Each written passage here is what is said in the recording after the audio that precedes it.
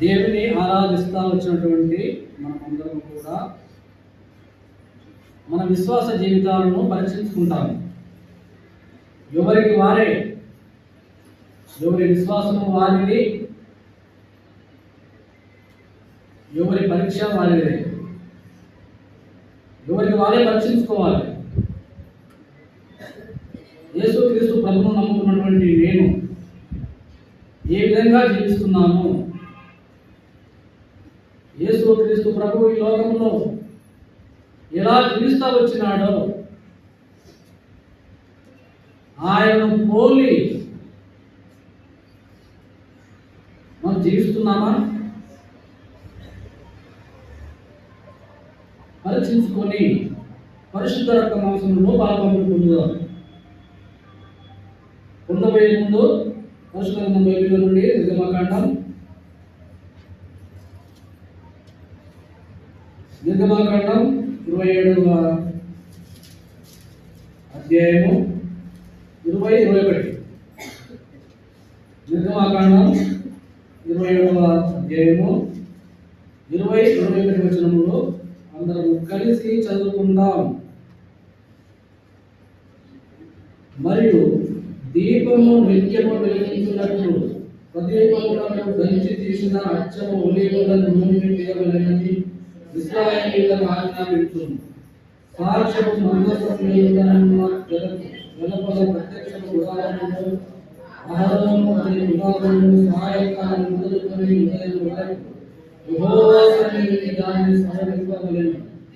అది ఇశ్రాయేలీయులకు వారి తరతరములకు నిత్యమైన కట్టడ.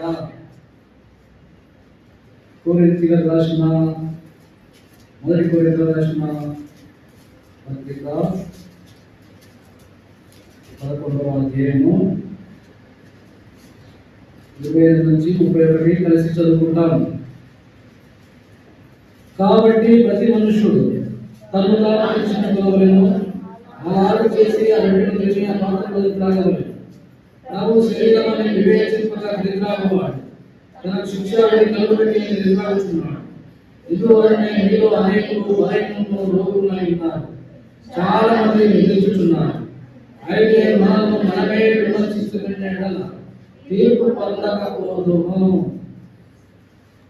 ఈ జీవం కలిగిన మాటలు దేవుడు మనకి విడిచిపరిచిపెట్టినట్లుగా ప్రారంభిస్తాం. పరిశుద్ధుల తండ్రి, జీవం కలిగిన యేసు దేవా, ఈ పాద సన్నిధిలో మరి యొక్క పర్యాయం నా తండ్రి నాతో మాట్లాడుము. నాదంటూ ఏది లేకుండా చేసి సర్వం మీదై ఉండులాగున ఈ ఆత్మతో ముద్రించు. చేరువచ్చిన నీ బిడ్డలందరికీ ఎవరికి ఏ వాక్యము కావలసి ఉండెనో, ఎవరు ఏ వాక్యము ద్వారా తన జీవితాలని సరిచేసుకోవాలో ప్రతి ఒక్కరితో మాట్లాడి యోగ్యమైన స్థితిలో కల్వరి శిలువలో ప్రాణం పెట్టినటువంటి యేసు క్రీస్తు ప్రభుల వారి యొక్క శరీర రక్త మాంసములలో యోగ్యమైన స్థితిలో పాల్పంపులు పొందడానికి కావలసిన అర్హత మాకు దయచేయమని, కేవలము నీ మాట నా నోట నుంచమని దీనుడనుగా తగ్గించుకుని వేడుకుంటున్నాను తండ్రి. ఆమేన్.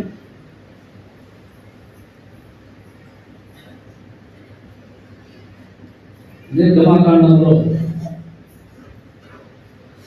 దేవుడు మోషేతో మాట్లాడినటువంటి ఈ మాటలు, మోషేకు ఏదైతే చూపిస్తూ వచ్చినాడో ఆనాడు ఇశ్రాయేలీయులు మోషే చెప్పినటువంటి మాట ప్రకారముగా మరి నడవాలని దేవుడు కొన్ని ఆజ్ఞలు, కొన్ని విధులు, కొన్ని కట్టడలు, కొన్ని శాసనములు సినాయి కొండ మీద దేవుడు మోషేకు అనుగ్రహిస్తూ వచ్చినాడు.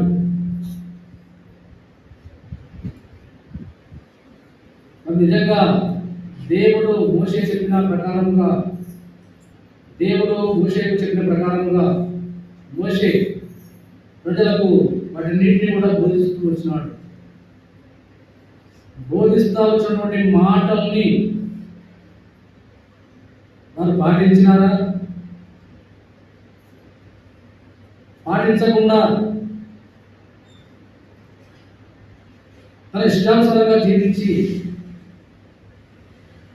మార్గ మధ్యంలోనే అరణ్యంలో రాలిపోతా వచ్చినారు. మనందరికీ తెలుసు, చెరపకురా చెడగలు. దేవుడిలారా చెప్పితే వినిపించుకోవాలి. వినిపించకుండా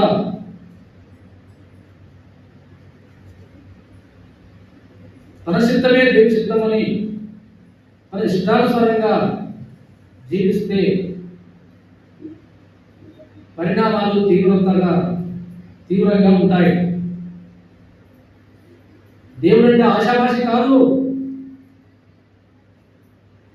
దేవుడు ఏ మాటలు చెప్పినాడో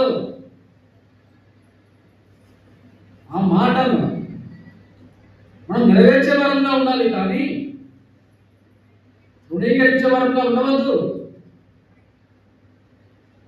ఇక్కడ మాట్లాడినటువంటి చూడండి మాటలు 27-28 మరియు దీపము నిత్యము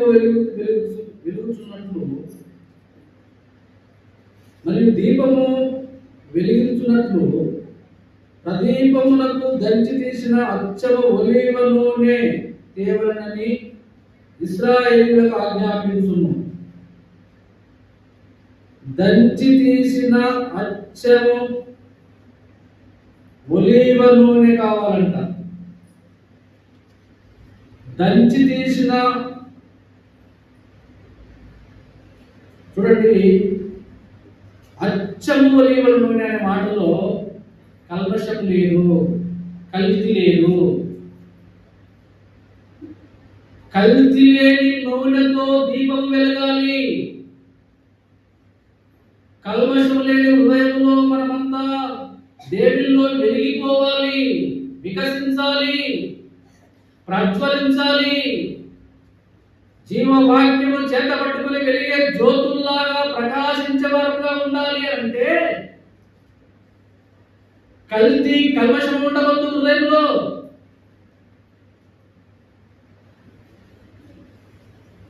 దంచి తీసిన అచ్చము ఒలీవల నూనె, దీపం వెలిగేదిగా ఉండాలి. ఆ దీపం నిత్యము వెలిగేదిగా ఉండాలి, ఆరిపోకూడదు. దీపము ఆరిపోవద్దు. చూడండి, లేవికాండం 24:1-2. లేవి మరియు యెహోవా మోషేకు ఇలాగ సెలవించెను, దీపము నిత్యము వెలుగుచున్నట్లు ప్రదీపం కొరకు దంచి తీసిన అచ్చమైన ఒలీవ నూనెను దేవుడని ఇశ్రాయేలీయులకు ఆజ్ఞాపించుము. ప్రత్యక్ష గుడారములో,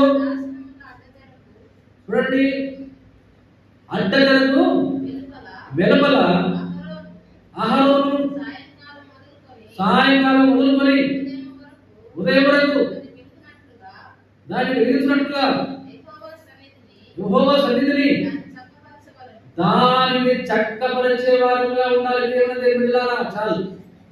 చూడండి, దాన్ని దీపం ఆరిపోకుండా దాన్ని సవరించే వారంగా ఉండాలి, చక్కపరిచే వారంగా ఉండాలి. దీపం ఆరిపోతుంది అని అంటే నూనె తక్కువైతున్నదని అర్థం. నూనె తక్కువైతున్నది అని అంటే విశ్వాసము సన్నగిలుతున్నదని అర్థం. విశ్వాసము సన్నగిలితే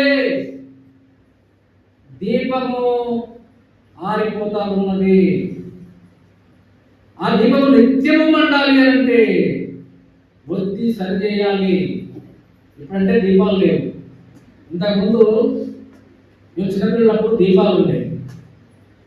ఆ దీపాలు రోజు సాయంకాలము ఆ ఒత్తి ఇట్లా నలిస్తే ఆ కాలినటువంటి ఆ బూడిదలాగా ఉన్నటువంటి అది గిచ్చేయాలి గోరుతో. అప్పుడు ఫ్రెష్గా ప్రశాంతంగా అది వెలిగేదిగా ఉంటుంది. సవరించడం అంటే సరిచేయటము. బత్తి సరిగా ఉన్నదా?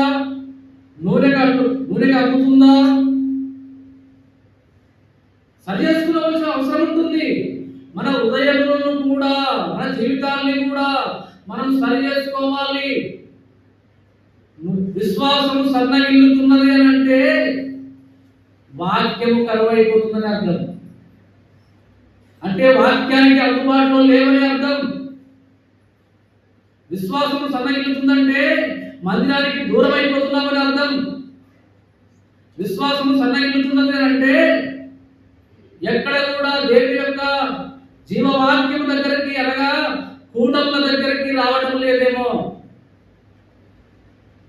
వాక్యాన్ని నిరర్ధకం చేస్తున్నావేమో, వాక్యాన్ని నిర్లక్ష్యం చేస్తున్నావేమో.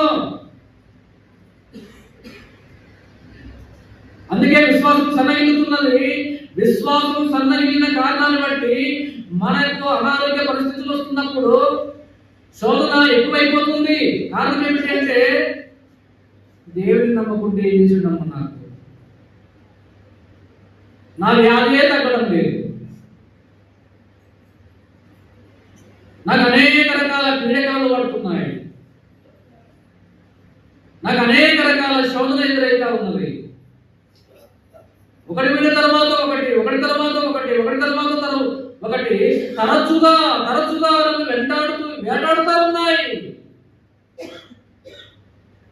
చెప్పుకుంటున్నావు, బాగానే ఉంది, పర్వాలేదు కావచ్చు. కానీ ఎందుకు అలా అవుతున్నది? దానికి కారణం ఏమిటి? ఎక్కడ మనం తప్పిపోతున్నాం? నమ్ముకున్నవాని అమ్ముకున్నావేమో జాగ్రత్త.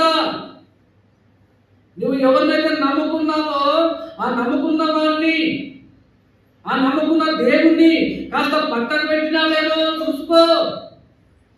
ఓ మనుషుడా, నీకు శోధన ఎక్కువైతుందంటే అబ్రాహాములాగా పోల్చుకోవడానికి తగదు. మనం నూటికో కోటికో ఊరలో ఉంటే ఉండొచ్చు. నేను అబ్రాహాము శోధన అంత విశ్వాసి, అంత భక్తిపరుడికే శోధన వచ్చింది. అబ్రాహాము పోల్చుకుంటాం మనం? అబ్రాహాము పోల్చుకున్నంత విశ్వాసం మనం చాలా మంది ఇలా కవర్ చేసుకుంటా పోతారు. శోధన వస్తుందంటే నేను అట్లా కాదు, నేను అన్నింటికాడ ఏమన్నా వాక్యానికి ఆరాధన కొడుకు పోతానే ఉన్నా, ప్రార్థన కొడుకు పోతానే ఉన్నా, ఉపవాస ప్రార్థన చేస్తూనే ఉన్నా, ప్రతి కూడలికి నేను హాజరవుతూనే ఉన్నా, వాక్యం చదువుతూనే ఉన్నా, అన్ని చేస్తూనే ఉన్నా, అయినా శోధన వస్తుంది అంటే అబ్రాహాము రాలుగా నాకు వస్తుంది. తప్పది, శుద్ధ తప్పు.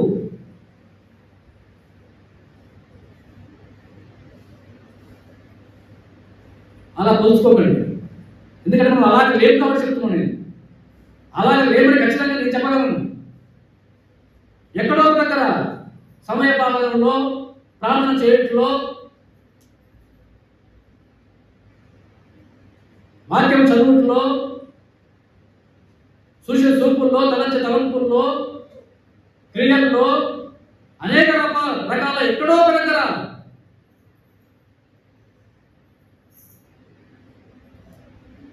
శోధనలు వస్తున్నాయంటే తగ్గిపోతున్నాం. జాగ్రత్త, తగ్గిపోతున్నాం.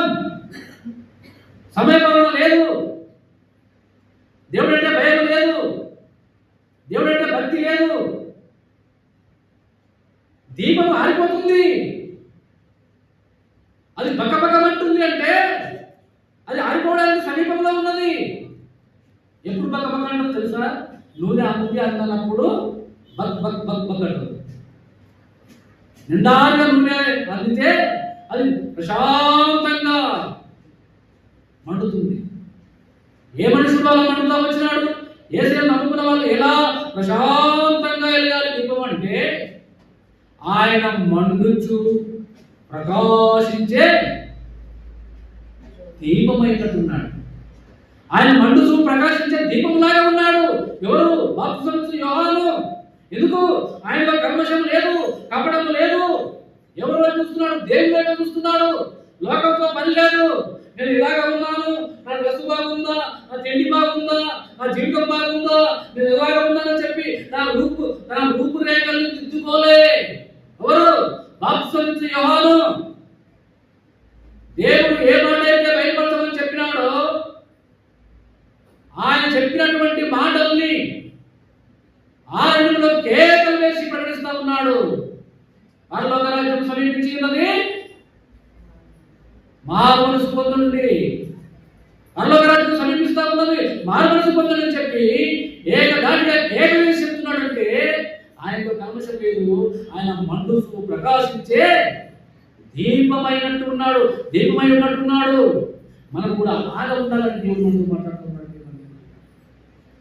దీపం ఆరిపోవద్దు. చూడండి, రెండవది నిర్గమకాండం 25:30. నిర్గమకాండం 25:30 తీసుకుని చదవండి. నిత్యమును నా సన్నిధి రొట్టెలను ఈ బల్ల మీద ఉంచవలెను. నిత్యము అనే మాట చూసుకోవాలి. మనం తలంపు ఏమిటి అంటే నిత్యము అనేటువంటిది, నిత్యము అవసరము.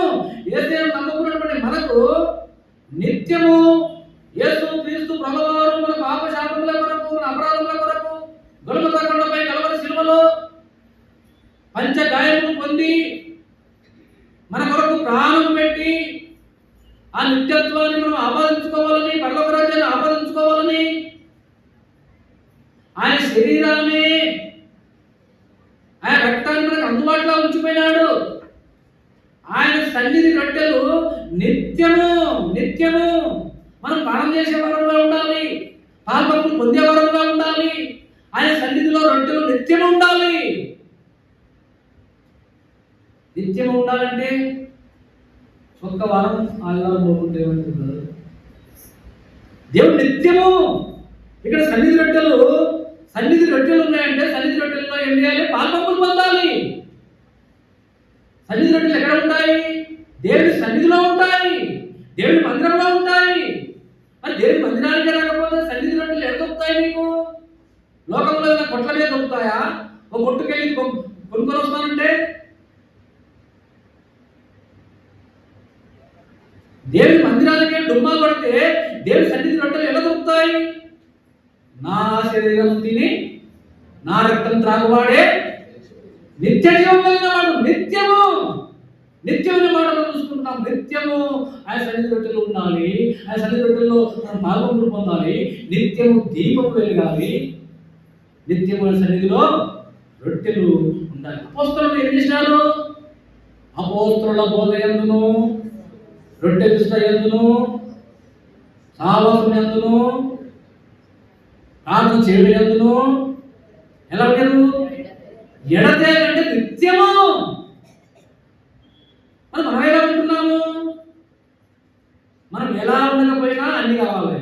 దేవుడు ఏం చేసిండు? దేవుడి మీద నిందలేయడానికి ప్రథమ స్థానంలోనే ఉంటాము. నింద వేయడానికి ప్రథమ స్థానంలోనే ఉంటాము. కానీ దేవుడు చెప్పినటువంటి మాటను ఆచరించడానికి వెనుక భాగంలో ఉంటాం. మరి ఎలా? ఎవరు చెప్పాలి మనకు? ఎవరు మన జీవితాలు సరిచేయాలి? ఆనాడు ఇశ్రాయేలీయులకు మోషేను నియమించి మోషే ద్వారా చెప్పించినాడు. మోషే చెప్తే వినకుంటే ఏమైపోయినారు వాళ్ళు?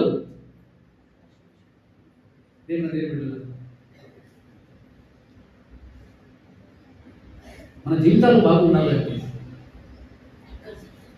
యేసున్నటువంటి మాదిరిగా మనం జీవించాలి అంటే నిత్యము మన దీపం వెలగాలి. నిత్యమైన సన్నిధి రొట్టెల్లో దేవరంలో ఉండాలి. చూడండి, ఇదే నిర్గమకాండం 37 వచ్చింది. నిర్గమకాండం 37 వచ్చింది. ఆహారము ప్రతి దినము పొద్దున దాని మీద పరిమళ ద్రవ్యముల ధూపము వేయవలెను. అతడు ప్రదీపములను చక్కపరుచినప్పుడు దాని మీద ఆ ధూపం వేయడం చాలు. ఇక్కడ మనం ఏం చూసుకుంటామంటే పరిమళ ద్రవ్యముల ధూపము వేయవలెను. చూడండి, ఇక్కడ ధూపము అనేది నిత్యము. ఆ ధూపము ప్రతి కుటుంబంలో ధూపం వేయబడాలి, ప్రతి కుటుంబంలో వేయబడాలి. ఆ ధూపం ప్రతి దినము అని వేయబడుతుంది. ప్రతి దినము అంటే ప్రతి నిత్యము అని అర్థం. ప్రతి దినము అంటే ఇక్కడ ఎడతెరుపు లేదు. ప్రతి దినము ధూపం వేయబడాలి. ప్రతి కుటుంబంలో, ప్రతి కుటుంబంలో ధూపం వేయబడాలి. వ్యక్తిగతంగా తన ఉదయంలో వ్యక్తిగతమైన ప్రార్థన అనే ధూపం, కుటుంబ ప్రార్థన అనే ధూపం, సంఘ ప్రార్థన అనే ధూపం, సంఘ ప్రార్థన అనే ధూపం సంఘంలో వేయబడాలి.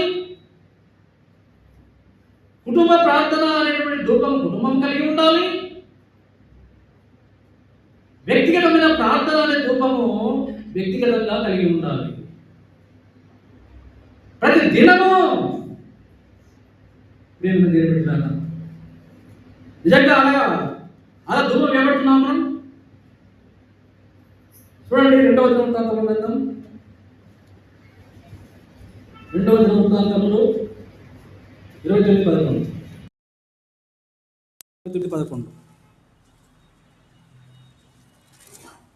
29:11 నా కుమారులారా, పరిచారకులైండి ధూపం వేచుటకును తన సన్నిధిని నిలుచుటకును పరిచర్య చేయుటకును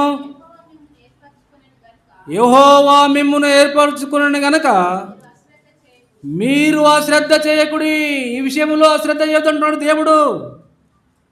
ఎంత మాత్రం కూడా అశ్రద్ధ చేయవద్దు ప్రియమైన దేవుని బిడ్డలారా. ఏ విషయంలో? దీపము వెలిగే విషయంలో అశ్రద్ధ చేయవద్దు. దేవుని సన్నిధి రొట్టెలలో పాల్పంపులు పొందే విషయంలో అశ్రద్ధ చేయవద్దు. ప్రార్థన ధూపం వేయట్లో అశ్రద్ధ చేయవద్దు.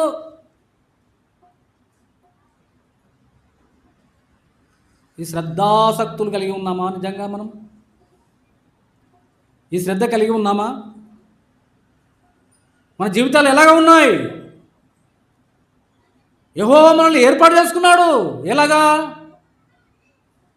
ఏర్పాటు చేసుకున్నాడు? కలువరి సిలువ రక్త ద్వారాల చేత తన ప్రాణము పెట్టి మనల్ని కొన్నాడు, క్రయమిచ్చి కొన్నాడు.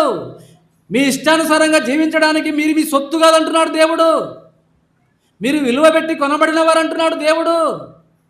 మనమంతా మన ఇష్టానుసారంగా నడుచుకోవడానికి లేదు. ఎందుకంటే ఆయన అమూల్యమైన రక్తధారల చేత మనల్ని కొన్నాడు.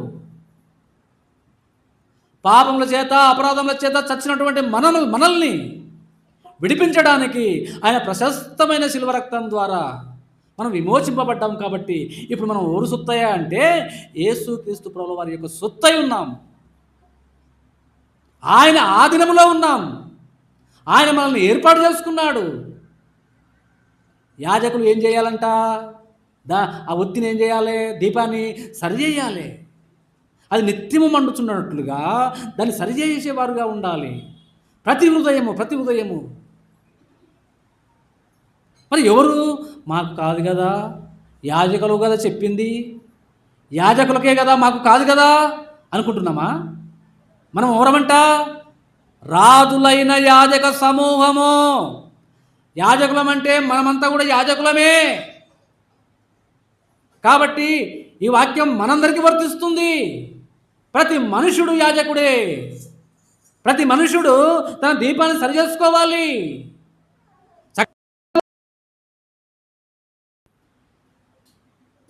వెలిగే దీపమై ఉన్నట్టు ఉండాలి మనము. బాప్తిసం ఇచ్చు యోహాను లాగా ఆ దీపము నిత్యము వెలిగేదిగా ఉండాలి. దీపం ఆరిపోవద్దు. 4వదిగా చూడండి, లేవికాండం 6:13. లేవికాండం 6:13.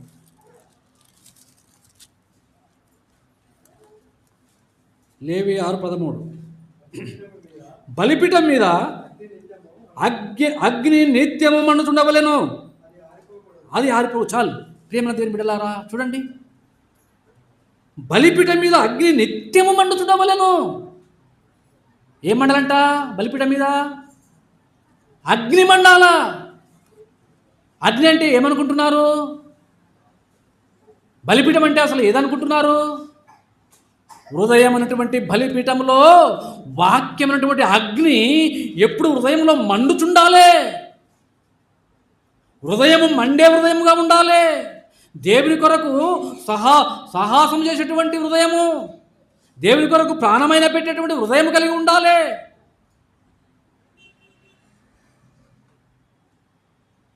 ఎవరికైనా మండిందా? పరిశుద్ధ గ్రంథం బైబిల్లో ఎవరికైనా తన హృదయంలో మంట మండిందా? ఎమ్మటే పోవాలి, ఎక్కడో పోవాలి మైండ్. చూడండి, ఎవరికి మండింది? లూకా సువార్త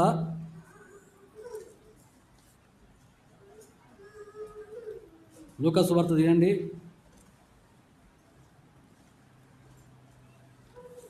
చివర 24వ అధ్యాయము తీసేవారు చదవండి.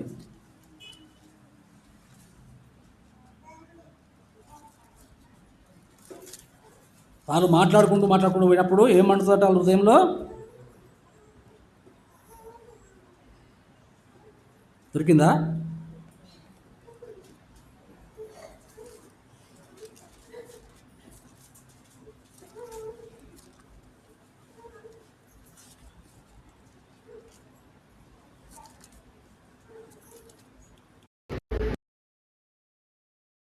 ముప్పై 24:32 చదవండి. అప్పుడు వారు ఆయన త్రోవలో మనతో మాట్లాడుచు లేఖనములను మనకు బోధపరుచుచున్నప్పుడు మన హృదయము మనలో మండుచుండలేదా అని ఒకరితో ఒకడు చెప్పుకొనిరి. చూడండి, యేసు క్రీస్తు ప్రభువు వారు సమాధి చేయబడిన తరువాత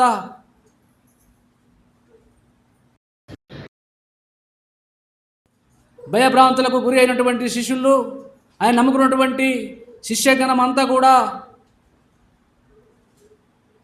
ఆయన యొక్క మాటలు, ఆయన ఈ లోకంలో జీవించినటువంటి జీవిత విధానము, ఆయన చెప్పినటువంటి సత్యవాక్యాన్ని, అయ్యో మన ప్రభుల వారిని సిలువ వేసినారు, అన్యాయంగా చంపినారు, చావక మునుపు 3వ దినమున తిరిగి లేస్తానని చెప్పినాడు, అయ్యో సమాధి చేయబడినాడు కానీ మరి నిజంగా లేస్తాడా? నిజంగా లేచినాడా? లేవలేదే.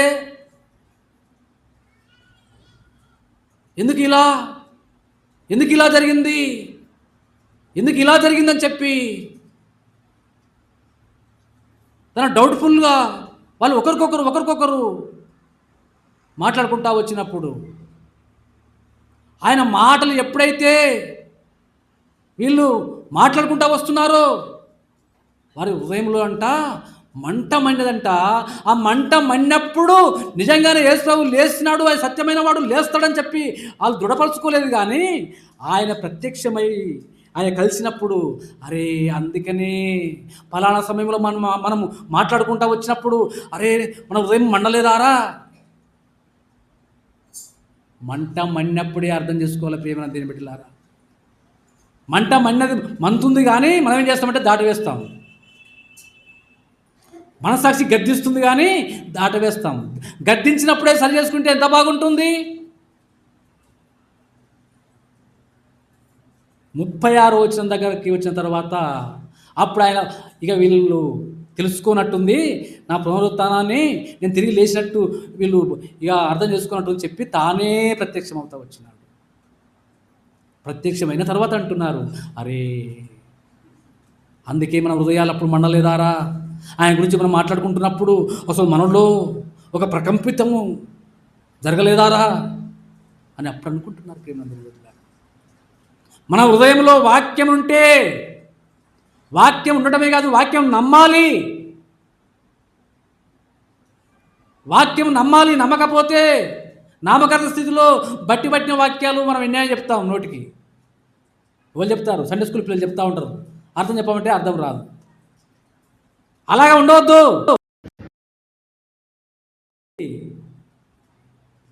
నామకరణ స్థితిలో 3వ దినమున తిరిగి లేస్తానన్నాడు. మరి ఆయన లేచి గలిలీలో కనబడతానన్నాడు కదా. సమాధిలో మనకేం పని ఉందా అనుకోలేదే. పై సమాధుల్లో వెతుకుతున్నారు స్త్రీలందరూ పోయి. ఎందుకు? వాక్యము నిరర్ధకం చేయవద్దు, అది నిత్యం మండుతుండాలి, ఆ మంట చల్లారవద్దు. ప్రేమన దేని బిడ్డలారా, ఇక్కడ అందుకే వీళ్ళ హృదయము మండుతా వచ్చింది.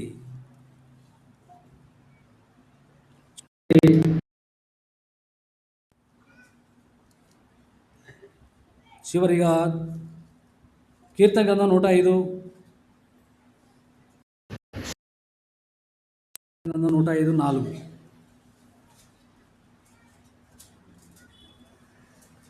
105:4 చదవండి.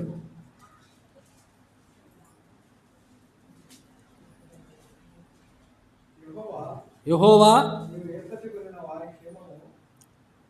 కీర్తనల గ్రంథం 105:4. యెహోవాను వెదకుడి, ఆయన బలమును వెదకుడి, ఆయన సన్నిధిని నిత్యము వెదకుడి. నిత్యము అనే మాట, సన్నిధి వెదకాలి.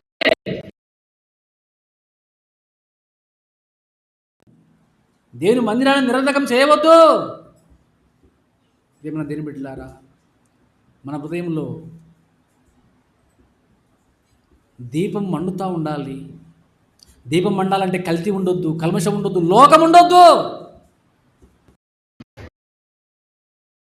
స్వచ్ఛమైన ఒలివల నూనె ఉండాలి. బలమైన విశ్వాసం కలిగి ఉండాలి, కల్తీ విశ్వాసం ఉండవద్దు. సగం లోకం కావాలి, దేవుడు కావాలి. లోకం కావాలి, దేవుడు కావాలంటే అది కల్తీ. అందుకే ఇక్కడ స్పష్టంగా రాయబడింది, అచ్చమైన ఒలివల నూనె, దంచి తీసిన ఒలివల నూనె. అంటే దంచి తీసిందంటే విరిగి నలిగిన హృదయము. హృదయం అనేది దంచబడాలి, నలిగిపోవాలి, విరగొట్టబడాలి.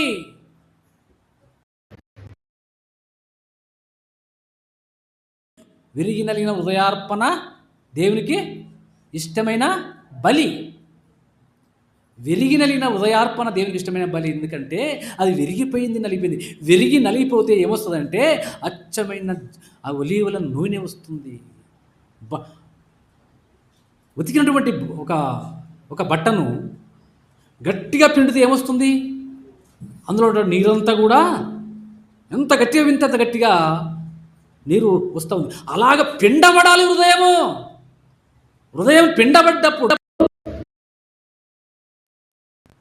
ప్రేమ దేని బిడ్డలారా, అది దేవునికి ఇష్టమైన బలి, విరిగి నలిగిన హృదయము. కాబట్టి ఆయన శరీర రక్త మాంసంలో పాల్పంపులు పొంది మనము ఆయన సన్నిధిని నిత్యము వెదకాలి, ఆయన బలమును వెదకాలి, ఆయన ఇచ్చేటువంటి రక్షణను కాపాడుకునే వారంగా ఉండాలి. అప్పుడు పరిశుద్ధ రక్త మన హృదయంలో భద్రపరచుకోవాలి. ఏంటంట? నిత్యము దీపము వెలిగేదిగా ఉండాలి. తర్వాత ఏం చేయాలంట? ఆయన సన్నిధి రొట్టెల్లో. మూడవది ఏంటంట? ధూపం వేసే వారంగా ఉండాలి. నాలుగవది ఏంటంట? అగ్ని నిత్యము మన హృదయంలో మండేదిగా ఉండాలి. అగ్ని అంటే ఏదో అనుకోకండి. అగ్ని అంటే వాక్యము. ఇర్మియా గ్రంథము 23:29 రాయబడి, అగ్ని వంటిది సుత్య వంటిది కాదా అని రాయబడింది ప్రేమ. కాబట్టి వాక్యమే నిత్యమో వెదకాలి. అలా వెతుక్కుంటూ పాలు పంపు పొందుదాం.